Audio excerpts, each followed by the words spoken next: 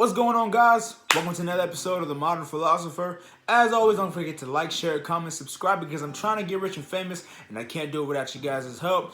First thing first, I want to get off my chest. Happy Thanksgiving, guys. Hope you guys are spending time with your family. You're getting fat. You're eating all the food that you want to eat and you're taking naps afterwards. That's exactly what I'm about to do after I get done making this video.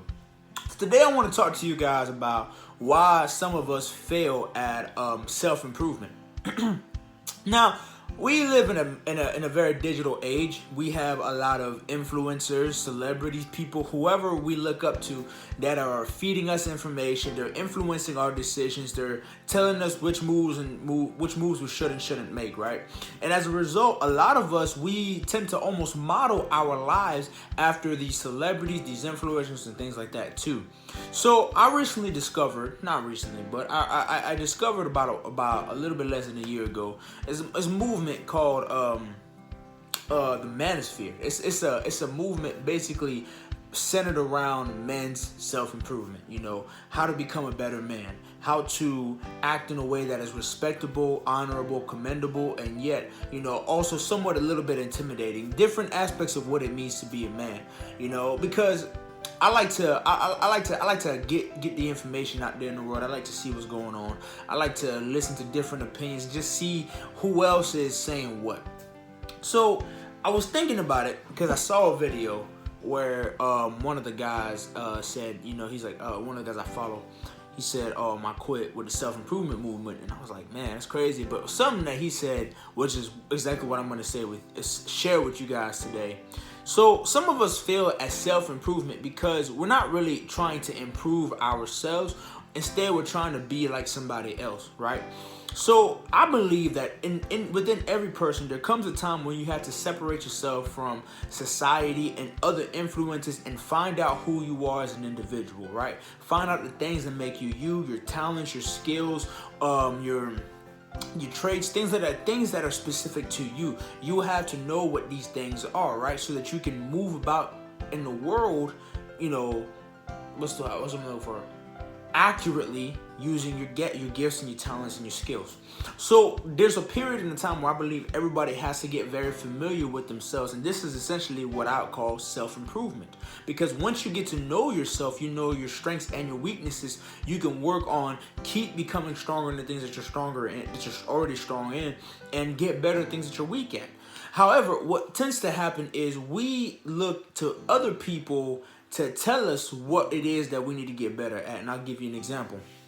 There's a lot of influencers that are on the gym workouts and things like that too. And you often hear them say words like, hey, if you want muscles like mine, do this. Well, here's a problem with, you know, some of those other influencers. Number one, there's a lot of different factors that come into why you may not look like that after you do what they tell you. Genetics. Everyone has different genetics. But also number two, body type. Maybe you're a bigger person and they're a skinnier frame. It just happens to be one of those things. And number three, even though you do the same workouts, you may not necessarily look like that person. You see what I'm saying?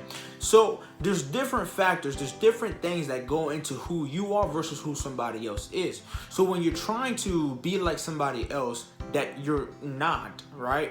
But you're trying to be like somebody else and you're trying to get where they're getting, and they're telling you to do what they did, well, you might do it, but it may not work out in your favor. Does that mean that self-improvement is a sham? No. It means that you were just focusing on the wrong self. You were focusing on someone else instead of you. So you have to find the things that work for you, right? Another example is when you hear these like get rich quick schemes, these money hacks, these people that tell you, oh, you know, this is how I became wealthy. I did X, Y, and Z, X, Y, and Z, X, Y, and Z. Which is, it sounds good, it makes sense, and it's very simplistic. Sometimes a little too simplistic to where you're like, oh wow, I can just do this right now. But the problem is what worked for them may not always work out for you.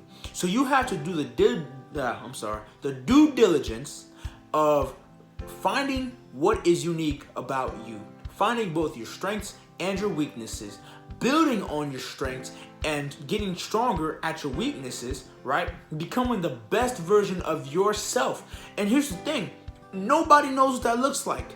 Now, you know what it looks like because maybe you have a vision in your mind of what you want to be. Maybe you have a vision in your mind of where you want to be in life. Only really you and God knows what the best version of yourself looks like, right?